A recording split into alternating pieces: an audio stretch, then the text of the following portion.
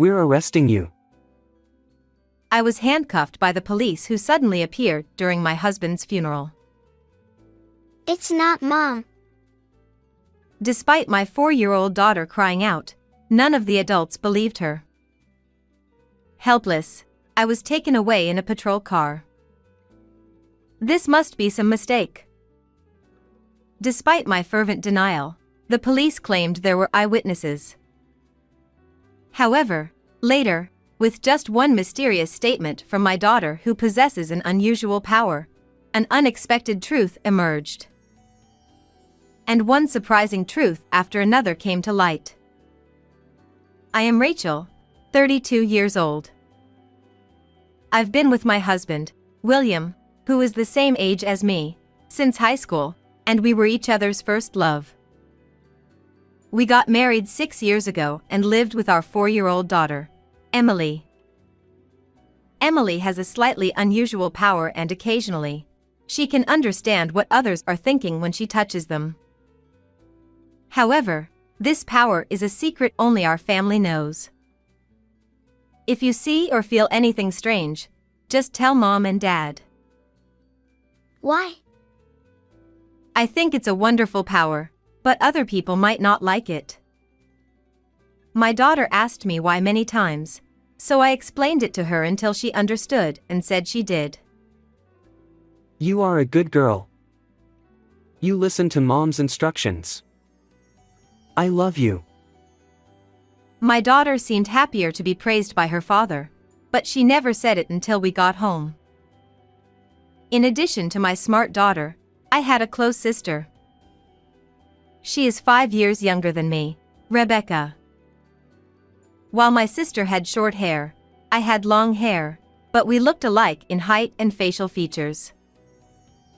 Our taste in food was also the same, and we had the same dislikes. She works in a confectionery business, so she often visited us with her specialty macarons as gifts. This happy atmosphere, where laughter never ceased, was something I believed would last forever. But one day, my husband's behavior suddenly became strange. As soon as he came home, he took off his suit in a furtive manner, sprayed deodorant, and immediately took a bath. Normally, when he came home, he would leave what he was wearing on the sofa, then follow me around as I did housework and childcare, talking about various things, but I somehow felt like he was avoiding my gaze.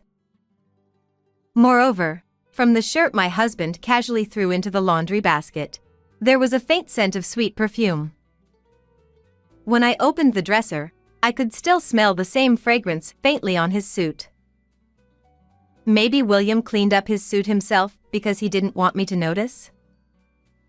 But my husband was originally a sincere person, so I couldn't imagine him betraying me. Perhaps he had some circumstances, I thought, so I didn't ask him about it. However, from that day on, there were more days when William, who smelled the same, came home, and I became increasingly worried. On days off, my husband, who used to enjoy conversations with me and our daughter, gradually shut himself in his room. When I opened the door quietly to peek, he was always deep in thought with his hand on his forehead. My husband, who was of average build, gradually became slim, and the wedding ring on his left ring finger disappeared. Why? He always wore it even when he slept. I was so concerned about this that, after putting my daughter to bed, I knocked on the door of my husband's room. Are you, by any chance, cheating? Ha! Of course not. Don't say something ridiculous like that. William denied it, but I couldn't overlook the fact that his face was clearly tense. You've been holed up in your room a lot lately. If you've found someone else you like, I want you to tell me honestly. I've just been busy with work. A troublesome newbie came in, and I have to take care of them. His eyes, as he spoke, seemed to be wandering, and his complexion seemed to be getting worse. Then, as if to say not to ask any more questions, My husband immediately turned his back on me and started typing on his computer. I thought that even if I asked about the ring, he would just evade the question for now, so I kept my mouth shut. After that, the situation where my husband seemed to be keeping his distance from me continued, and one day, 2 weeks later, something happened. On a day off when William was at home, he looked at his smartphone screen and said, "I'm meeting a friend." and he left in a hurry. Maybe he went to meet his affair partner. I felt a pang of sadness, but without the courage to confirm it, I spent time with my daughter. Then, about an hour after my husband left, I received a call from my sister, Rebecca.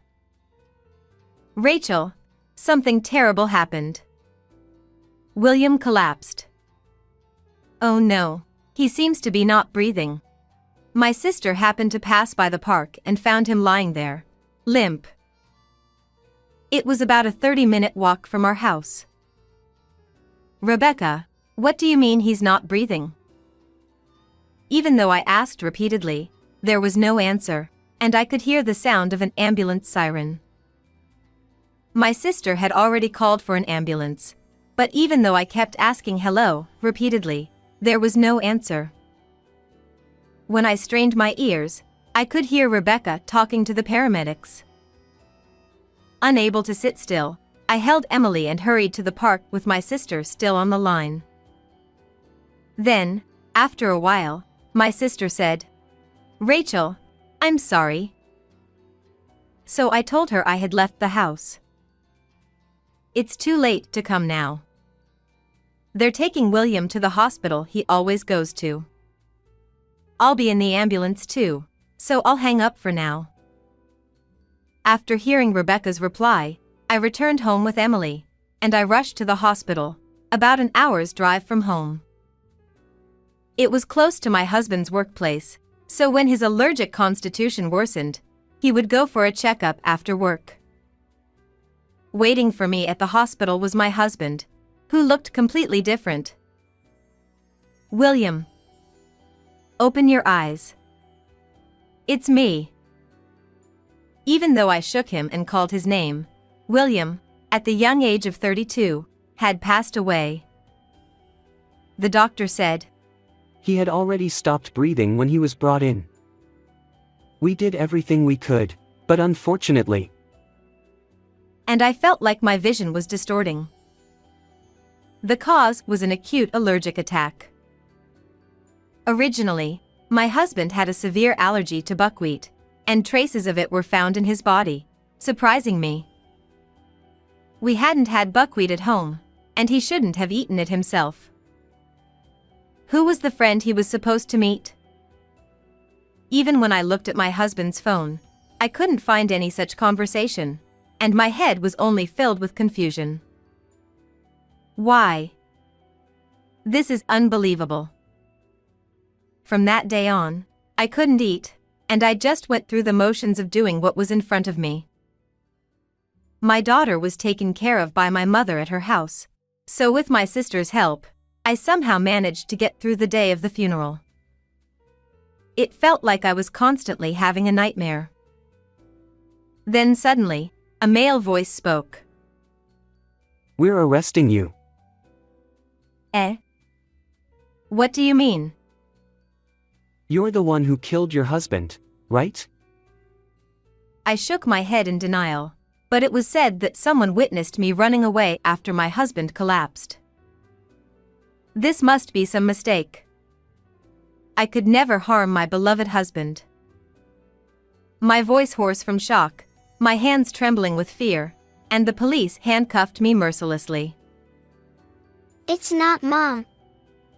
Mom didn't give Dad any sweets to eat.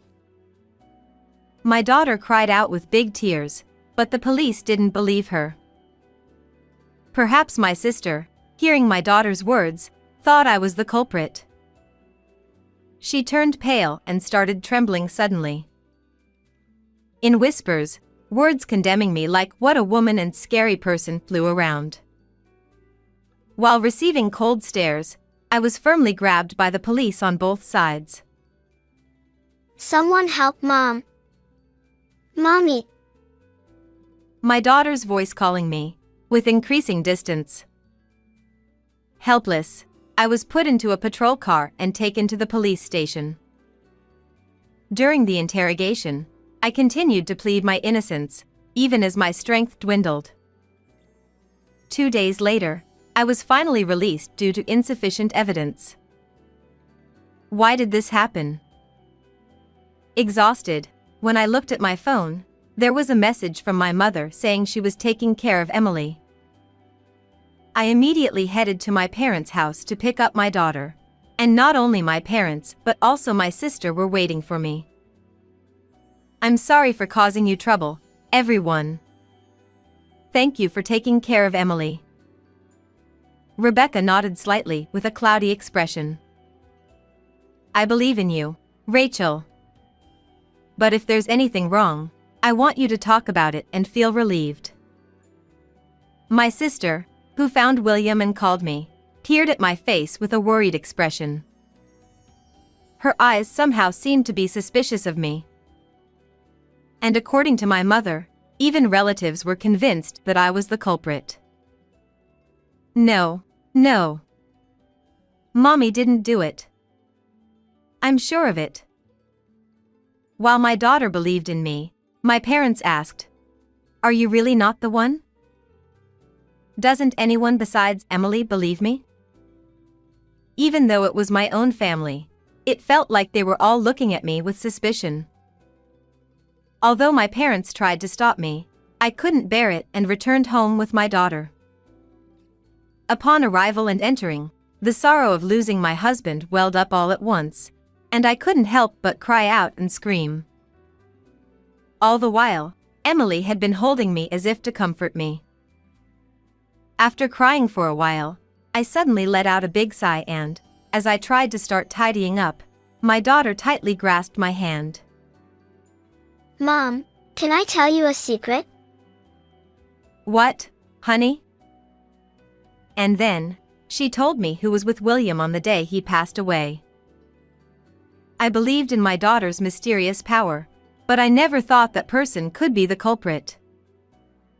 To clear that person's name, we need to find the real culprit. I wiped away my tears and resolved to confront the person who sent my husband to the afterlife with my own hands. Searching for any clues, I found a note in his work bag. It said, "William, I love you. Please accept my feelings." Still, while suspecting that my husband might have been cheating, I opened his phone to check if there was any correspondence with that person. However, there was not a single trace of such exchanges. Feeling stuck, I eventually contacted my sister. "Rebecca, can I come to the apartment to sort through William's belongings?" "Okay." Wanting to enlist my sister's help, I arranged to meet her in this way. 2 days later, I left my daughter with my mother and visited Rebecca's apartment, where she had a day off from work. When I rang the doorbell, she immediately welcomed me into her room.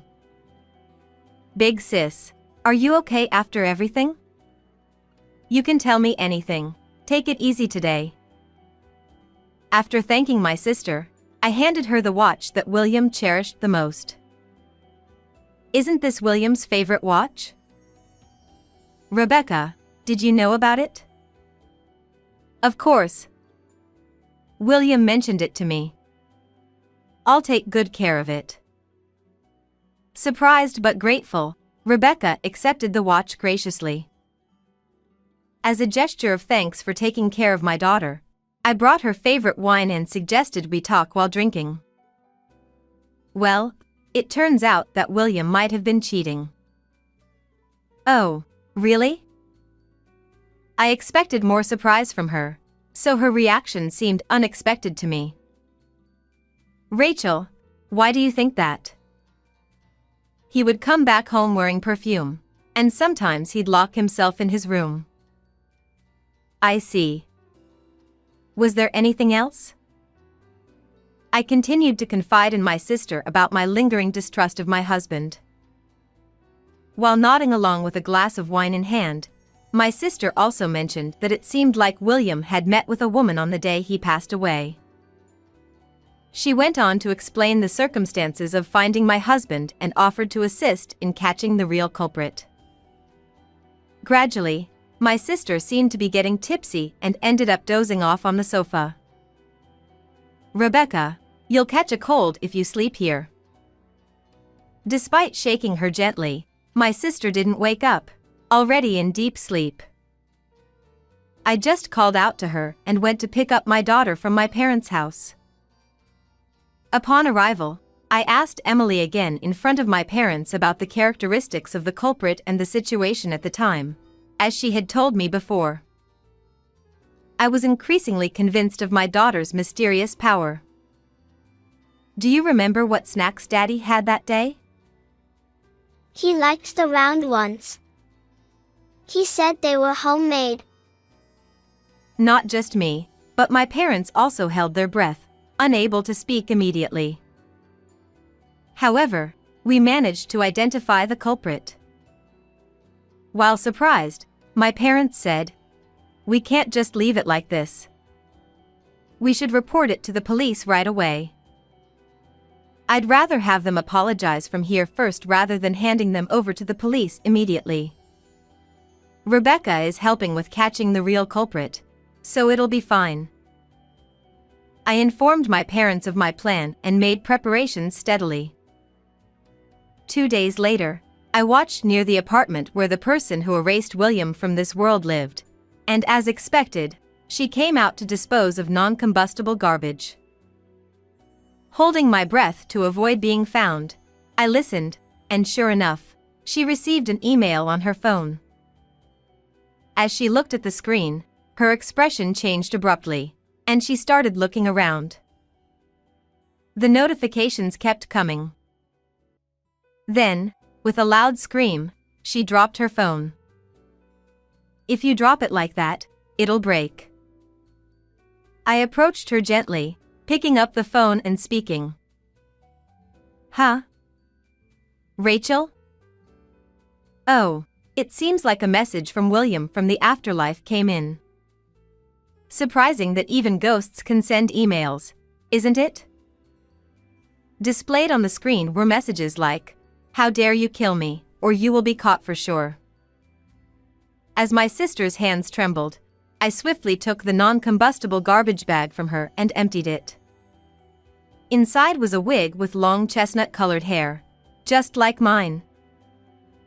I knew it. "I know it was you who killed William." My sister hastily snatched the wig from me and opened the apartment door, so I followed her and entered the room. The scent of my husband's shirts and suits still lingered faintly in Rebecca's room.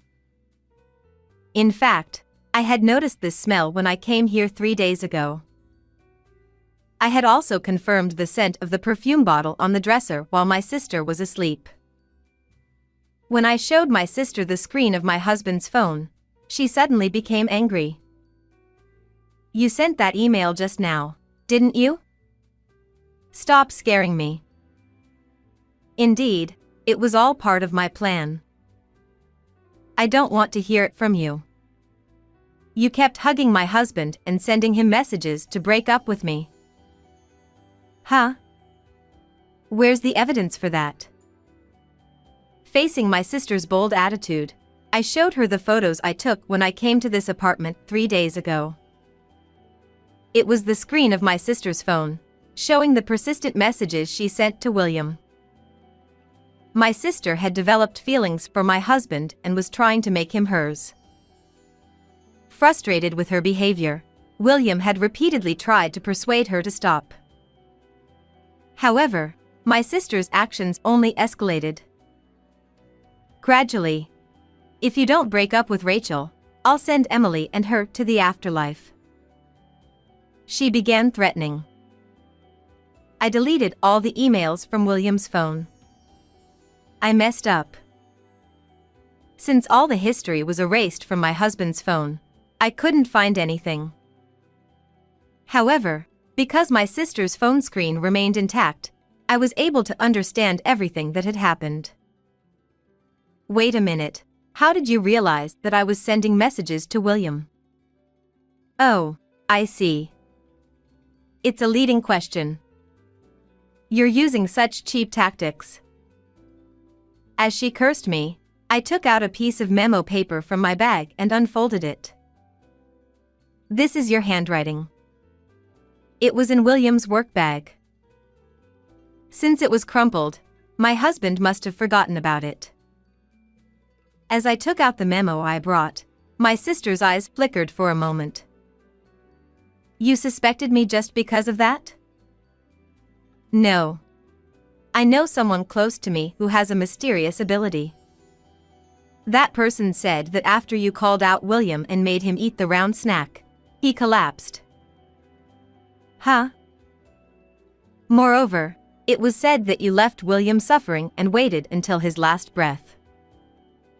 She probably didn't expect to be exposed to this extent.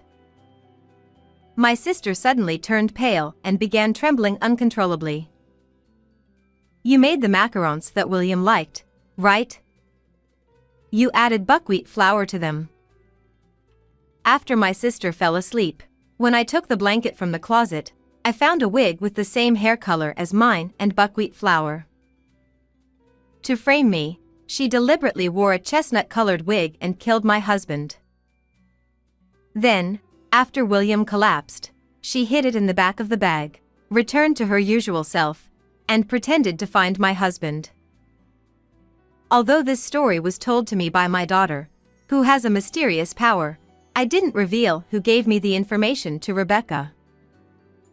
Damn it. If you had been caught, everything would have gone smoothly. Hearing my sister's sharp words, I felt a chill run down my spine. But I couldn't falter now. For the sake of my late husband, I rallied myself. I clenched my lips in frustration as I passed by her, took out my husband's ring from the dresser drawer, and said, I can't believe you even took his wedding ring. If the ring disappeared, you'd think you lost to his mistress and break up, right? You and William are both so stubborn, it's annoying. What did you say? How about that? I made sure you two could never go back. Serves you right. She finally seemed defiant, crossing her arms and wearing a satisfied smile. My husband met with her that day to get the ring back and make her promise not to bother us anymore. The last message left on her phone confirmed this. Kind-hearted William, fearing my pain, surely tried to resolve it quietly. That's why he suffered so much, losing weight from worrying. Now, what are we going to do next? Turn ourselves in? Or should I call the police on you? Well, in that case, let's do this. My sister quickly went to the kitchen, grabbed a knife, and pressed it against her own throat. If you're going to expose my sins, I'll disappear from this world. William, I'm coming now, so wait for me. Looking up at the sky, Rebecca made gestures like a tragic heroine. But her hands trembled, and there was no movement. I seized the opportunity to snatch the knife from my sister and restrained her. Let go. I won't let you do as you please.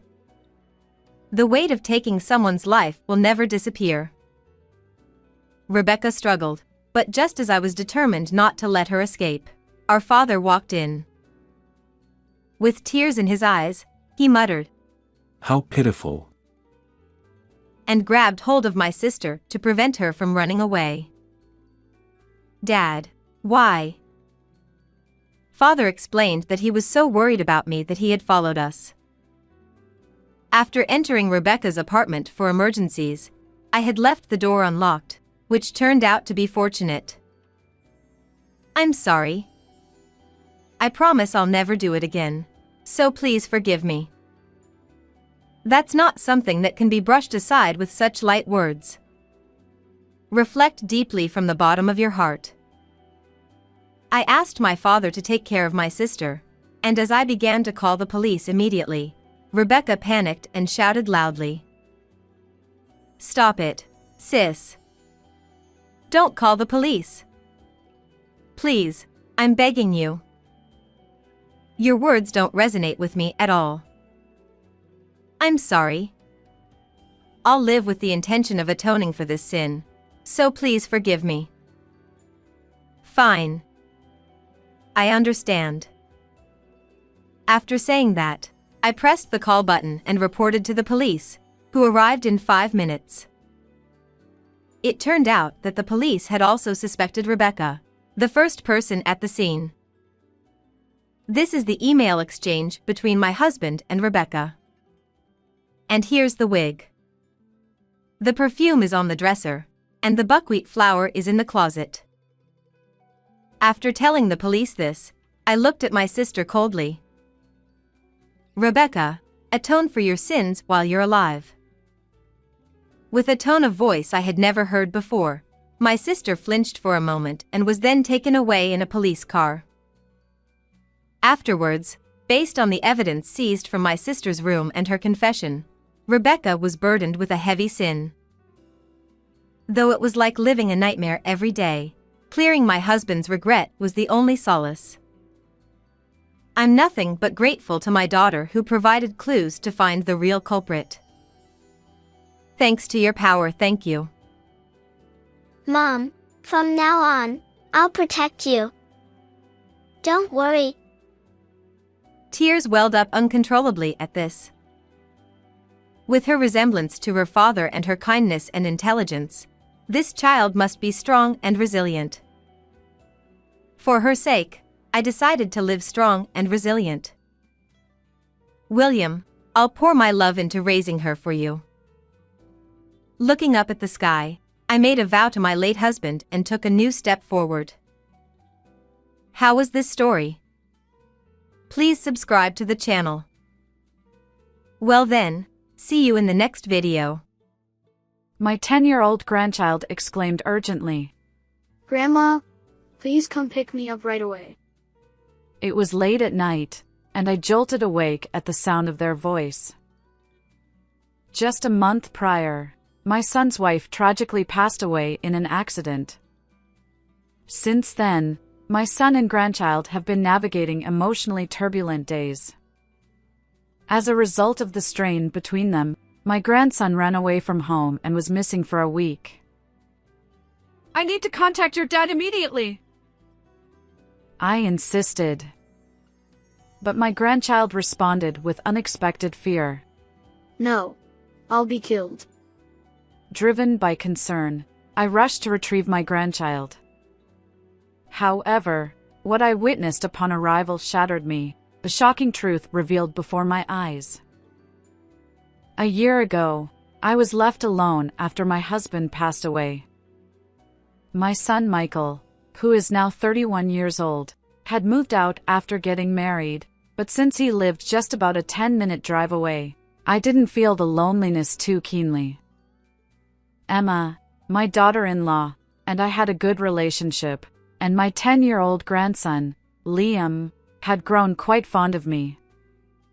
He would visit every week without fail. I used to think, perhaps spending my remaining years surrounded by my son's family isn't such a bad idea.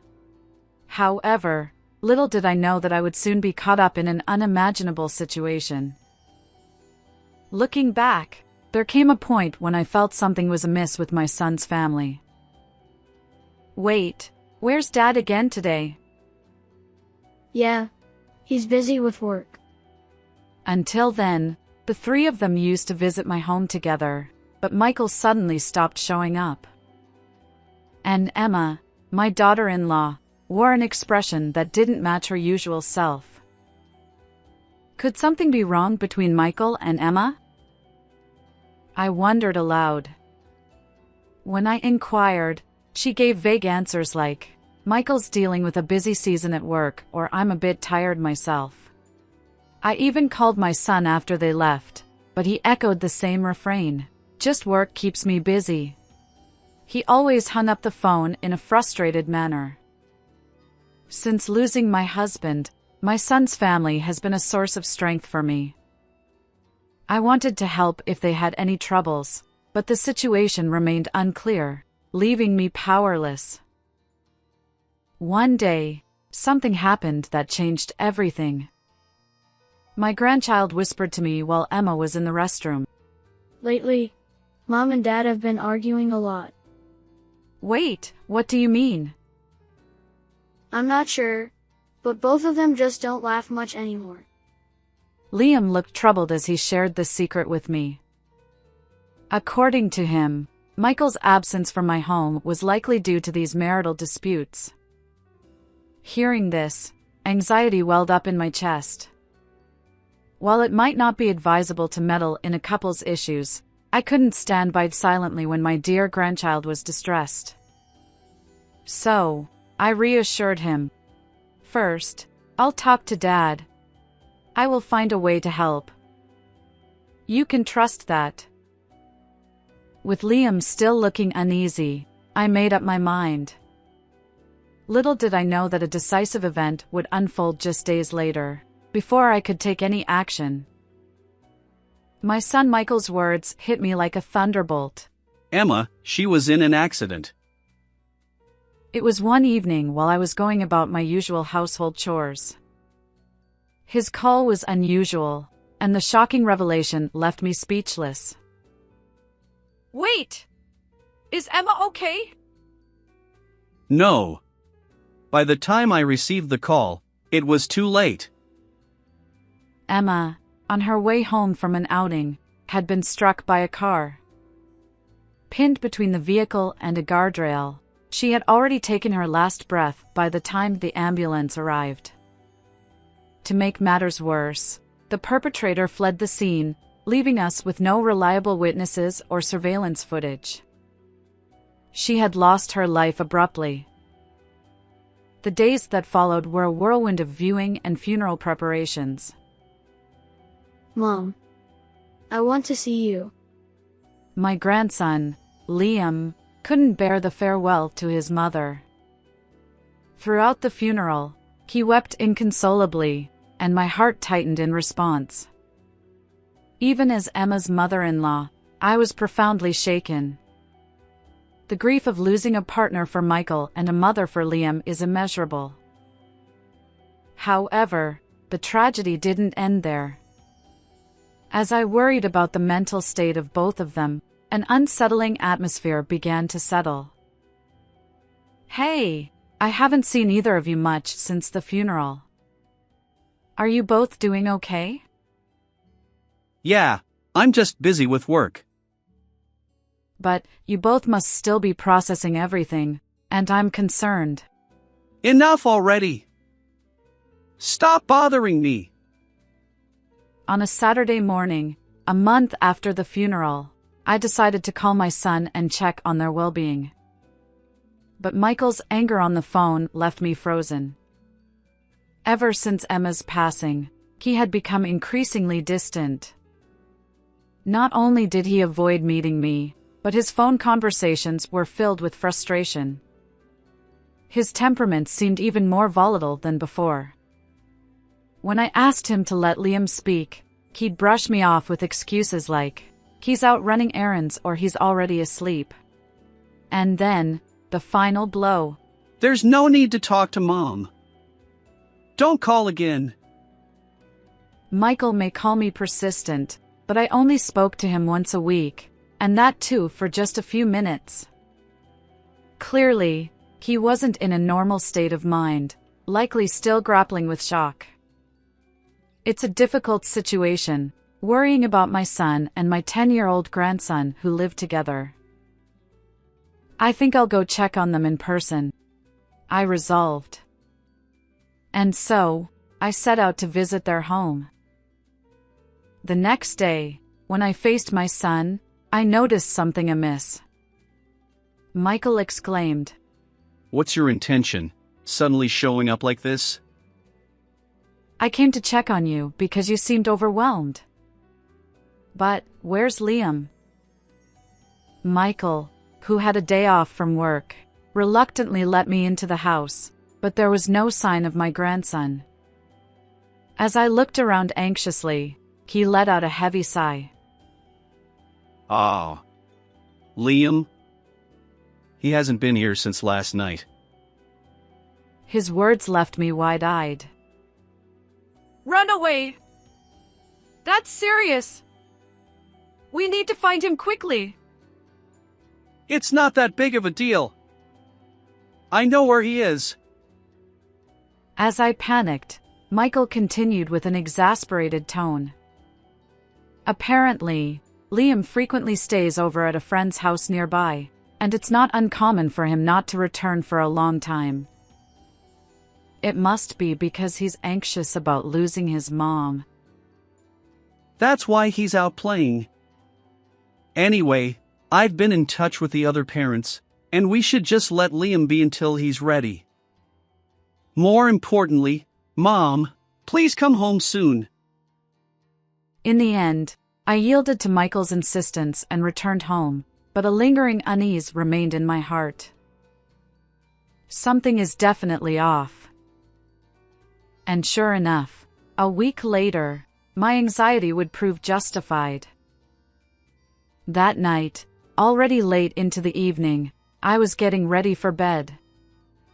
Suddenly, there was a call from my son's cell phone. Suspicious of the unexpected call, I answered, only to hear Liam's desperate voice on the other end. Grandma, please come pick me up right away. I'm all alone. I don't know what to do anymore. Wait! First, I need to contact your dad. But in the next moment, Liam's voice pierced my ears with urgency. No, I'll be killed. Please, Grandma, you're the only person I can rely on. Without hesitation, I rushed out of the house. The urgency of the situation was undeniable. When I arrived at the park he mentioned, I couldn't believe my eyes. What happened? Why do you look like this? Grandma. Before me stood my grandson, dressed in tattered clothes. And as he revealed the shocking truth, I crumbled to my knees.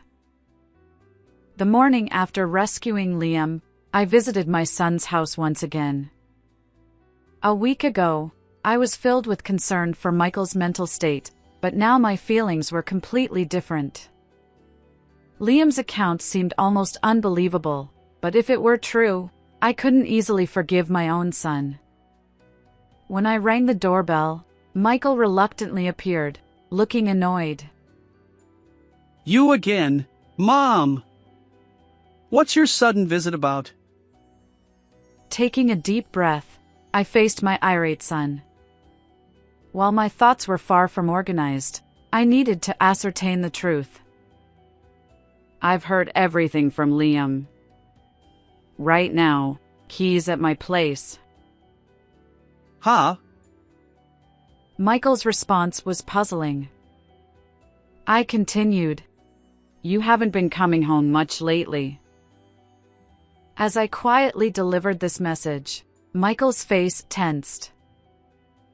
Yesterday, at the park where I went to pick up Liam, he told me about the days since Emma's disappearance. It was summer vacation, and the elementary school was closed. Despite that, Michael rarely came home, leaving my grandson neglected. Not only did he neglect household chores, but he also returned from work in the early hours of the morning. At times, he didn't come home for several days. Perhaps that's why Liam couldn't take my calls on behalf of Michael. Michael was often away. It's also a lie that Liam went to a friend's house. He said he's never stayed at anyone's house. Enough! Maybe he just left on his own. Leaving your missing son alone for a whole week. What kind of parent does that? Weren't you worried about Liam? I clenched my fists as I confronted Michael. Maybe I didn't want to believe that my own son could be so irresponsible and callous. He's my son, so I can do whatever I want with him, right? Besides, I've been so shocked since Emma disappeared. I can't focus on anything. But as if to shatter my thoughts, he let out a deliberately sorrowful voice. Hearing those words, something inside me snapped. Michael is my son I raised alongside my late husband. Until the end, I wanted to believe he wasn't a bad person. But if he was determined to keep evading the truth, as a mother, I had to take responsibility. Well, if that's your intention, it's unfortunate, but I suppose there's nothing I can do. I quietly replied, extending his cell phone toward my bewildered son. Michael exclaimed, That's my phone. Why do you have it? I thought I lost it. Liam had it. Apparently, he decided to run away after seeing this phone. Do you understand the significance? As I spoke, Michael finally seemed to grasp his own predicament, and his face turned pale. The reason Liam, my grandson, had suddenly run away and refused to return home, even enduring hardship, was hidden within that cell phone. Facing a perspiring Michael, I recalled the shocking story Liam had shared with me the day before. Liam, left alone at home, discovered a message on Michael's forgotten cell phone. Curious about the notification, Liam hesitantly peeked into the phone. To his shock, he found a series of cryptic messages. Maybe it's better if she gets hit by a car and she always goes shopping at this time. These messages hinted at a sinister plot involving an unknown woman. Indeed, shockingly, Michael had conspired with that woman to devise a plan to harm Emma. From the messages, it can be inferred that Michael had fallen seriously for the woman at work and was determined to divorce. However, Emma had refused him due to their child. So, he planned and carried out a scheme against his wife. Looking back, it must have been around the time Michael stopped showing up at my house that Emma was approached by him about a divorce. After she disappeared, it also made sense that Michael didn't come home, leaving Liam alone, because he was with his lover. Furthermore, emboldened by their initial success, the duo decided to eliminate any obstacles, Liam included. Understanding this, Liam took Michael's cell phone as evidence and left the house. He then spent the week on the run, using the allowance I had given him to buy food and making use of libraries and train station platforms. Fearful of police involvement and the shock I might experience upon learning my son's dark secret, Liam refrained from contacting me.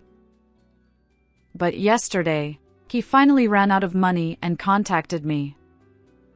I know everything you've done, I explained to Michael, who glared at me with sharp eyes. Michael exclaimed, Damn it! I thought I could keep it hidden. If only Liam had disappeared. I sighed deeply at my son, who was stomping his feet in utter frustration.